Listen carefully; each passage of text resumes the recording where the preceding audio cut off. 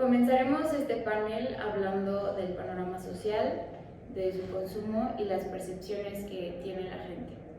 Primero debemos entender el contexto social y epidemiológico del consumo de la marihuana en nuestro país. La marihuana es la droga ilegal de mayor consumo en México. El 76.5% de los usuarios que ingresan a algún tratamiento médico han consumido alguna vez cannabis, de acuerdo con cifras recientes del Centro de Integración Juvenil. Actualmente, la Encuesta Nacional de Consumo de Drogas, Alcohol y Tabaco en CODAT de 2025 muestra una prevalencia creciente y señala que el 8.6% de los mexicanos han consumido marihuana al menos una vez en su vida, siendo más común entre hombres y jóvenes. El inicio del consumo se da principalmente entre los 17 y 19 años, y las situaciones que explican esto incluyen la accesibilidad, el bajo costo en comparación con otras drogas y la percepción social de bajo riesgo. Sin embargo, los expertos alertan sobre peligros en menores. A mayor cantidad y frecuencia, mayor riesgo de afectar la memoria, concentración y salud mental, especialmente en adolescentes. En México, la sociedad está dividida. Un 60% de los ciudadanos está a favor de la regulación con fines médicos y recreativos, buscando reducir estigmas y promover políticas de prevención, pero aún persisten prejuicios y resistencia, sobre todo por desinformación y asociaciones negativas con la criminalidad. Las campañas de prevención enfatizan retrasar el inicio y reducir riesgos, no solo prohibir. Es fundamental que la sociedad comprenda que el objetivo debe ser la salud pública y la protección de jóvenes, más allá de enfoques meramente punitivos o morales.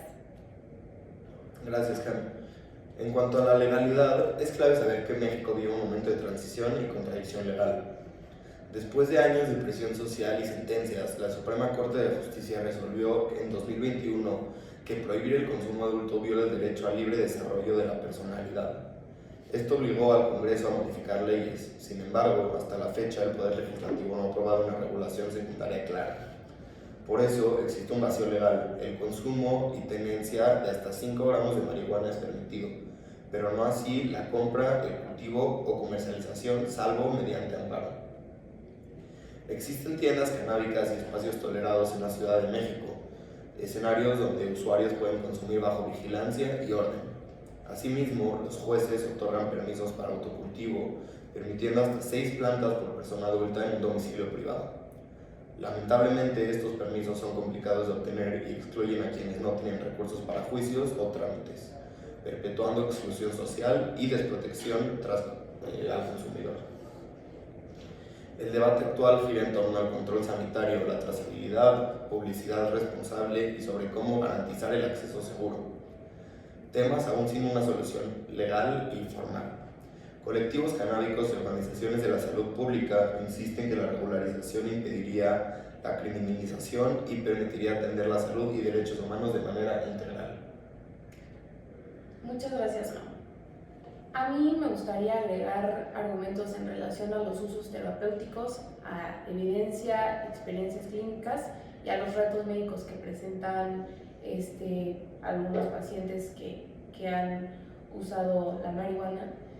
En cuanto a la medicina, el uso de la marihuana en México es legal desde el 2017, bajo la autorización de COFEPRIS, pero está sujeto a condiciones muy específicas y con una receta muy controlada. Se utiliza principalmente con epilepsia refractaria, dolor crónico, náuseas derivadas de quimioterapia y esclerosis múltiple, aunque aún existen muchos obstáculos de acceso y estandarización de productos.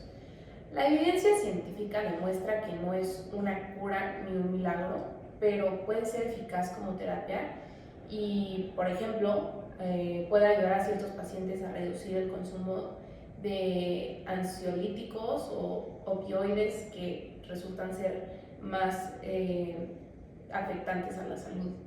Y los médicos advierten, sin embargo, que el cannabis medicinal puede tener efectos secundarios como alteraciones cognitivas, dependencia leve y complicaciones respiratorias si se fuma. Por ello, organismos internacionales proponen vías alternativas como aceites o extractos, vigilando estrictamente la dosis y la calidad. La investigación en México, por la burocracia y por la falta de la regulación clara,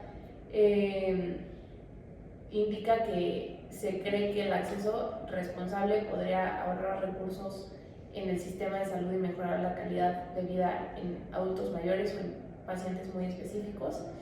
Y además hay muchas asociaciones de pacientes y expertos que piden ampliar estudios clínicos y capacitar tanto a médicos como a la población para evitar la automedicación y las estafas. Bueno, muchas gracias. Yo siento que es importante hablar de los impactos económicos, el crimen organizado y todo el mercado que pasa con este problema. La legalización de la marihuana modificaría sustancialmente el panorama económico y criminal en México.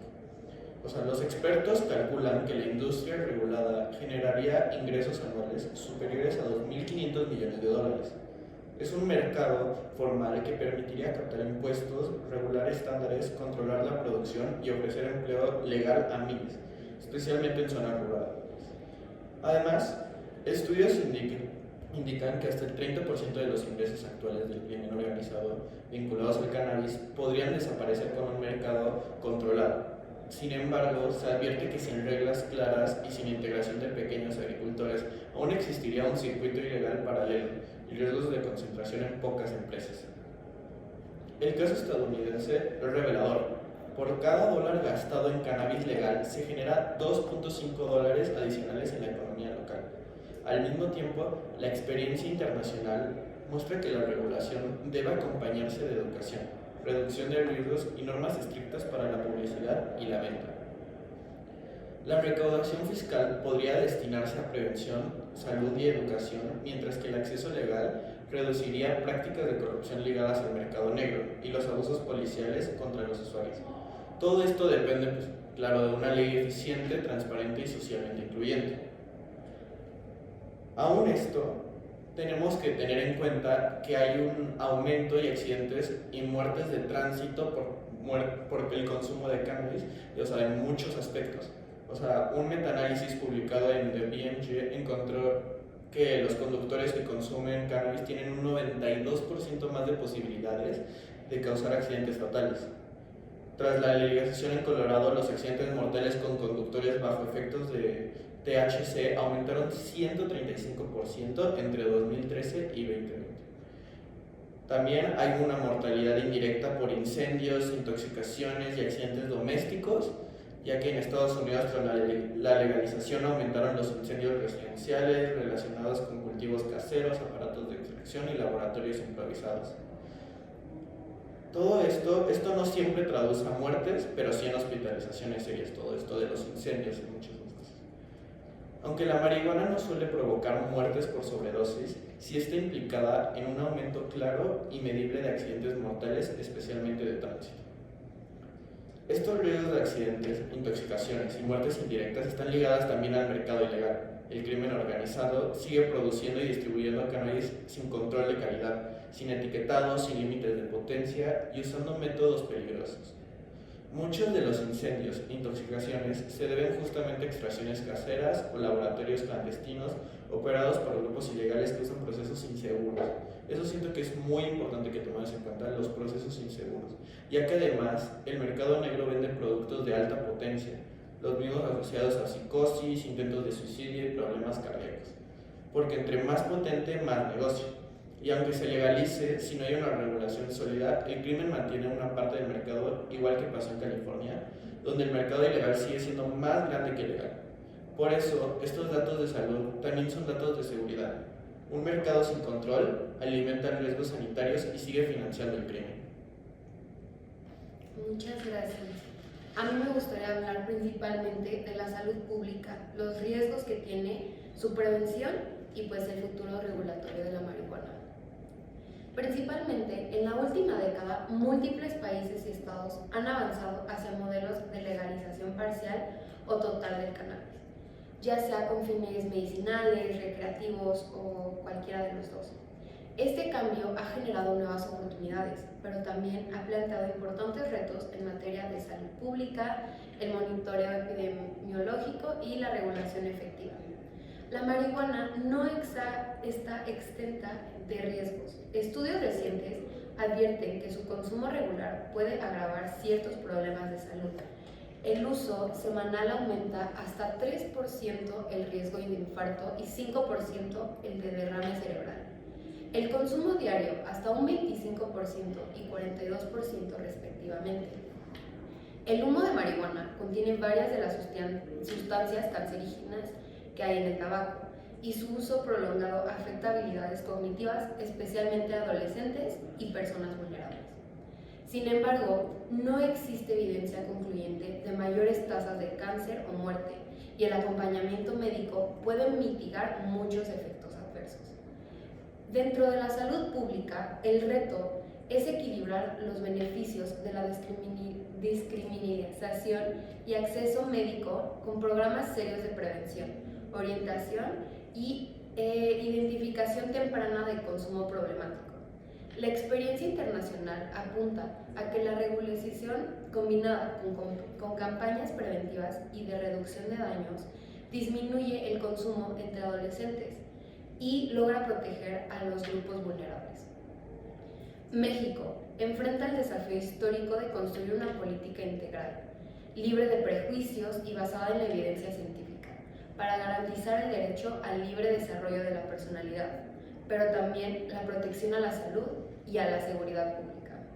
Se requiere información, apertura y un proceso legislativo transparente para lograr un modelo mexicano efectivo y justo para todos. Muchas gracias, Damaris. Pues comenzaré señalando que según la encuesta nacional de consumo de drogas, alcohol y tabaco en el 2025 de CODAT, la marihuana sigue siendo la droga ilegal más consumida en México, con alrededor de 8.6% de la población habiéndola probado alguna vez en su vida. Justo eso lo que estás diciendo es muy relevante, porque si vemos el sector juvenil, el inicio de consumo se da, como indica también la ENCODAR, entre los 17 y 19 años, lo cual representa un reto de salud pública para la prevención en adolescentes. Sí, pero a mí me gustaría destacar que según la Suprema Corte de Justicia de la Nación, desde el 2021 se considera inconstitucional la prohibición absoluta del consumo adulto de cannabis. Pero, citando el reportaje de Milenio del 13 de agosto del 2025, todavía hay un vacío legal. Puedes consumir o portar hasta 5 gramos, pero la compra, el cultivo y la venta siguen en un limbo legal. Pues justo por eso la percepción social está dividida, ¿no? Porque según los datos publicados por Forbes en enero de 2025, un 60% de los mexicanos apoya la regulación, mientras que un 40% mantiene como cierta desconfianza y muchas veces por esa misma desinformación o preocupaciones asociadas al crimen organizado. Y justo acá, hablando del crimen, es interesante lo que expone el artículo. El panorama del cannabis en 2025 de Forbes México se calcula que si hubiera un mercado legal, los ingresos anuales podrían llegar a 2.500 millones de dólares y hasta un 30% de los ingresos de organizaciones criminales por cannabis desaparecerían. Pero también, sin embargo, pues no podemos pasar por alto los riesgos de salud. Como advierte el estudio publicado en Innovar, en junio del 2025, el consumo semanal de marihuana puede aumentar en 3% el riesgo de infarto y 5% el de derrame cerebral, riesgos que se disparan entre quienes consumen diariamente. Estoy de acuerdo con todos los argumentos que presentan, pero también es muy importante que debemos reconocer los usos médicos que tiene el cannabis y según la revista Cómo ves de la UNAM, desde el 2017 el cannabis medicinal es legal en México y autorizado por la COFEPRIS y se utiliza sobre todo pues, en enfermedades crónicas muy graves como la epilepsia, el dolor y la esclerosis múltiple. Y eso es un punto muy importante porque algunos pacientes reportan mejoría y menor dependencia a opioides y según la misma fuente, justo de la UNAM, el acceso sigue siendo limitado por la falta de reglas de reglamentación clara y los trámites que son bastante burocráticos. Yo quiero retomar un poco el tema que comentó mi compañero que dijo que se generarían hasta 2.500 millones de pesos. Imagínense poder cobrar impuestos de todo ese dinero, lo bien que le haría a México y generaría los trabajos necesarios para la gente que no tiene. Pero, regresando al tema legal, la Cámara de Diputados publicó en su monografía de 2025 que la falta de legislación secundaria afecta, sobre todo el autocultivo. Hay personas que tienen permiso para cultivar hasta 6 plantas, como mencioné anteriormente, pero solo con amparos judiciales y muchos quedan fuera por los costos de todo ese proceso. Justo, pues como mencioné antes, que la experiencia internacional, como el caso de Canadá, que cita Forbes, nos dice que por cada dólar gastado en cannabis legal, la economía local gana 2.5 dólares adicionales, como mencioné anteriormente, y eso demuestra el potencial de desarrollo económico si se regula adecuadamente. Pero yo también quiero mencionar algo que es muy importante.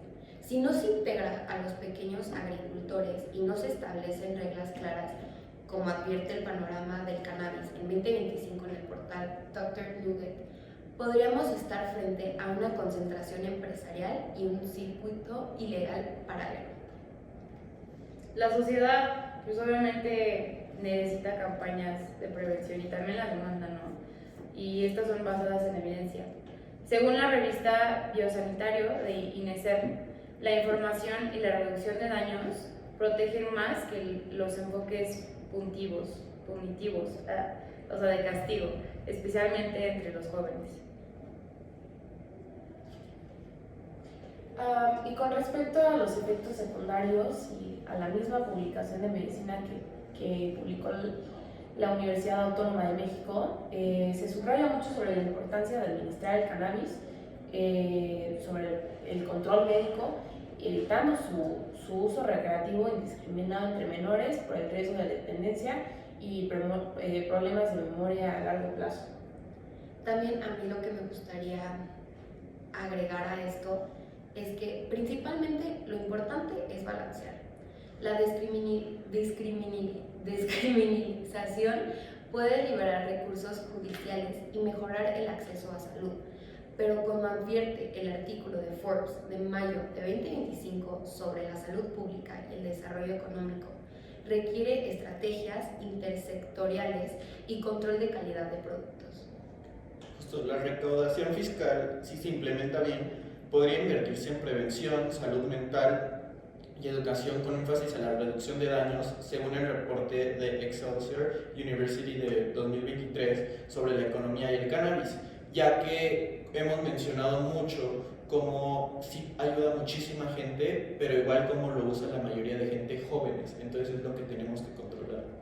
Sí, pero no estamos tomando en cuenta que el gran reto es que la legislación avance y tome en cuenta a todos los sectores, como abogan los colectivos y académicos citados en Dialnet a finales de 2024, y que la regulación permita distinguir entre el consumo responsable, la salud y los mercados legales. Pues en resumen, hay como un consenso en que la legalización pueda tener impacto positivo en la economía y de los derechos humanos, pero solamente si se acompaña de regulación basada en evidencia científica y derechos humanos, como dice la monografía publicada por la Cámara de Diputados. Y eso es todo. Muchas gracias. Muchas gracias. Gracias.